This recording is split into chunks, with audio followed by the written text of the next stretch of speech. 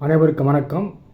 கரூர் கூட்ட நெரிசல் விவகாரத்தில் 41 பேர் பலியானதை தொடர்ந்து சிஎம் ஜோசப் விஜய் அவர்கள் பதவியேற்றவுடன் கரூர் நடந்த நிகழ்ச்சியில் அந்த குடும்பத்தைச் சேர்ந்த 31 பேருக்கு கல்வி தகுதிக்கு ஏற்ப அரசு பணி நியமன ஆணையை வழங்கினார்.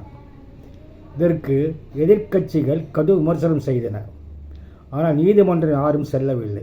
இந்த நிலையில்தான் நாம் தமிழர் கட்சி, சீமானின் கட்சியைச் சேர்ந்த தீரன் திருமுருகன், வழக்கறிஞர் சீனி அகமது ஆகியோர் வழக்கு தாக்கல் செய்த பொழுது உயர்நீதிமன்றம் என்ன தீர்ப்பு வழங்கியது என்றால், கருணை அடிப்படையில் வழங்குவதற்கு உச்சநீதிமன்றம் காட்டிய நெறிமுறைகளை அரசு பின்பற்றவில்லை என்று கூறி தமிழக அரசு பிறப்பித்த அரசாணை ரத்து செய்து உத்தரவிட்டது. இதனால் அனைவருமே வேலையிழக்கும் நிலையான ஏற்பட்டது. இந்த உத்தரவை எதிர்த்து தமிழக அரசு உச்சநீதிமன்றத்தில் வழக்காணை தாக்கல் செய்தது. இந்த வழக்கு நீதிபதிகள் பர்திவாலா மற்றும் வினய் சந்திரன் ஆகியோர் அமர்வுக்கு முன்பு விசாரணைக்கு வந்தது. தமிழ்நாடு அரசு சார்பில் மூத்த வழக்கறிஞர் அபிஷேக் சிங், மனு சிங்கிவி மற்றும் முகுல் ரத்தோகி ஆகியோர் ஆஜராகி வாதாடினார்கள். அப்போது அவர்கள் முன்வைத்த விஷயம் என்னவென்றால், தமிழக அரசு சார்பாக பேசுகையில், அரசு வேலை வழங்குவது என்பது அரசின் கொள்கை சார்ந்த விஷயம். இதில் இவர்களுக்குத்தான் அரசு வேலை வழங்க வேண்டும், இவர்களுக்கு வழங்கக்கூடாதென நீதிமன்றங்கள் எப்படி சொல்ல முடியும்? எனவே இந்த விவகாரத்தில் சென்னை உயர்நீதிமன்றம் அரசின் கொள்கை முடிவுகளில் நேரடியாக தலையிட்டுள்ளது. இது நீதிமன்றத்தின் அதிகார வரம்புக்கு மீறியது. அது மட்டுமல்லாமல் கருணை அடிப்படையில் எடுக்கப்பட்ட ஒரு முடிவை அரசியல் காரணங்களுக்காக நீதிமன்றத்தை நாடி தடை வாங்கியிருக்கிறார்கள் என தமிழ்நாடு அரசு சார்பில் வாதங்கள் முன்வைக்கப்பட்டன.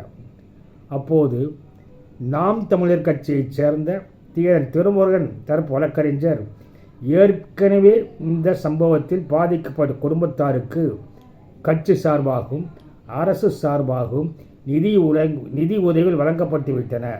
பிறகு ஆட்சி மாற்றம் ஏற்பட்ட பிறகு அரசியல் என்பது கொடுத்திருக்கிறார்கள். ஒரே சம்பவத்தில் பாதிக்கப்பட்டவருக்கு எத்தனை நிவாரணங்கள் வழங்க முடியும் என்று அவர் சொல்ல, இந்த இடத்தில்தான் சீமான் தலையில் மிகப்பெரிய குட்டி விழுந்துள்ளது.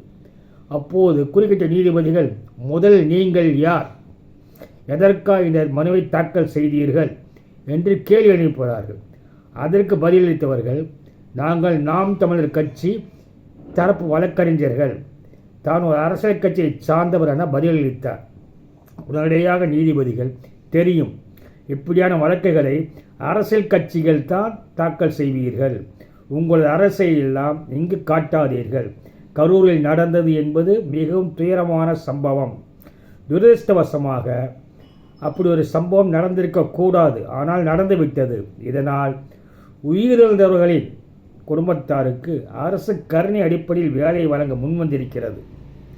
அதனால் உங்களுக்கு என்ன, அதாவது நாம் தமிழர் கட்சிக்கு என்ன பிரச்சனை வந்தது? இதனால் நீங்கள் எந்த வகையில் பாதிக்கப்பட்டீர்கள்? நீங்கள் எதுவும் பாதிக்கப்பட போகிறீர்களா என்ற கேள்விக்கு அவரிடம் பதில் இல்லை. அவர் சொன்னது என்னவென்றால், நீதிபதிகள் சொன்னது, அரசு வேலையை எதிர்க்க நீங்கள் யார்? இதில் அரசியல் கலக்க வேண்டாம். கூட்ட நெரிசலில் பலர் உயிரிழந்துள்ளனர்.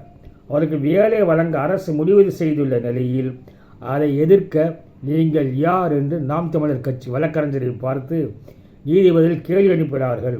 ஒரு குடும்பத்தில் ஒரே வருமானம் ஈட்டும் நபர் உயிரிழந்து விட்டால் அந்த குடும்பத்தைச் சேர்ந்தவர்கள் வருமானமின்றி தவிர்க்கும் நிலை ஏற்படும். அத்தகைய சூழலில் உயிரிழந்தவரின் மனைவி, மகன் அல்லது மகளின் கல்வி தகுதிக்கேற்ப அரசு வேலை வழங்கக்கூடாதா என்று கூறி சென்னை உயர்நீதிமன்றம் விதித்த உத்தரவுக்கு தடை விதித்துள்ளது உச்சநீதிமன்றம். இறுதி தீர்ப்பு விரைவில் வெளியாகும். இது நாம் தமிழர் சீமானுக்கு தலையில் விழுந்த மிகப்பெரிய குட்டாக பார்க்கப்படுகிறது. சிஎம் ஜோசப் விஜய் அவர்களுக்கு ஒரு நல்ல செய்தியாக பார்க்கப்படுகிறது.